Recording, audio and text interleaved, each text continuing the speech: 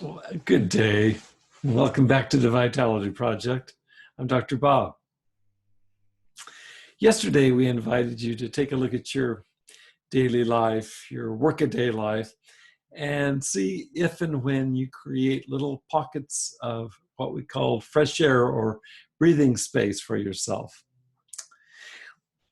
We've been examining spiritual resources this past week in an ongoing series here. We've been talking about enhancing what we call vitality signs in our personal lives, and particularly in this recent and ongoing time of virus pandemic and a lockdown that is gradually lifting, but still, for the most part, we're still quite limited during this time. So we've been looking at spiritual resources and vitality signs to help us make it through. What we asked you to do in the homework assignment was to look at daily breathers.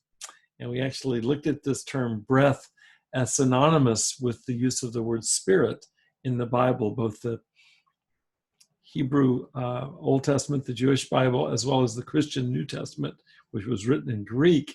In both cases, the word that's used for spirit derives from the root understanding of breath. So we asked you to look at daily breathers in your own life, and I'm just curious, what did you discover? Remember here that we've been looking at spirituality as any experience that is beyond our absolute control.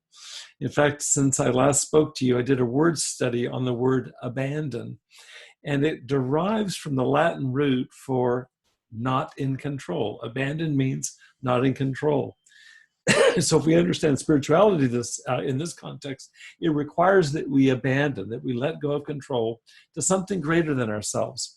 In fact, I use that term specifically because it derives from the 12-step traditions in terms of how they discuss or describe one's higher power, something greater than ourselves. And so what would it be like to abandon ourselves to that, to let go of control? There's a paradox at the heart of this. We certainly cannot control transcendent or spiritual experiences, so-called peak experiences, what psychology calls them. I actually like what one author calls them.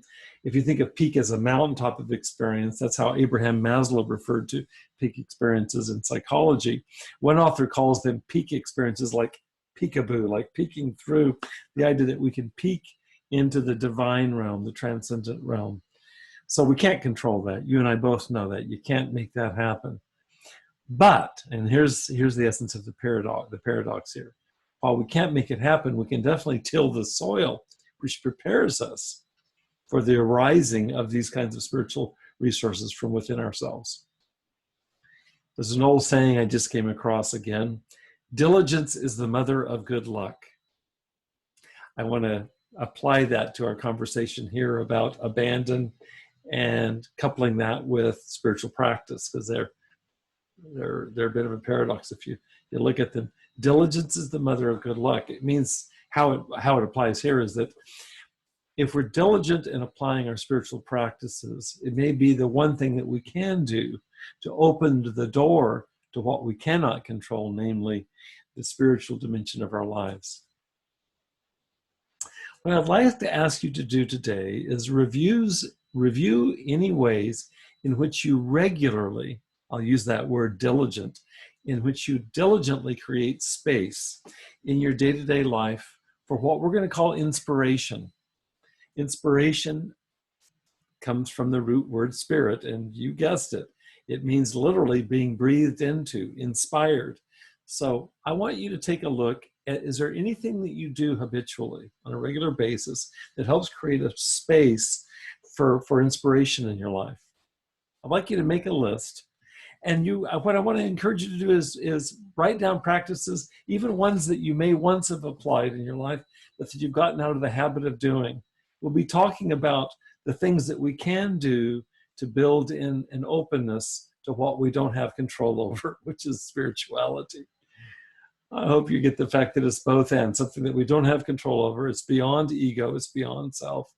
And there are things that we can do to prepare our hearts, our minds, our souls, and we're going to be zeroing in on that for the next few conversations. Thanks for joining me here today at the Vitality Project. Stay healthy, be well, and I'll see you again soon.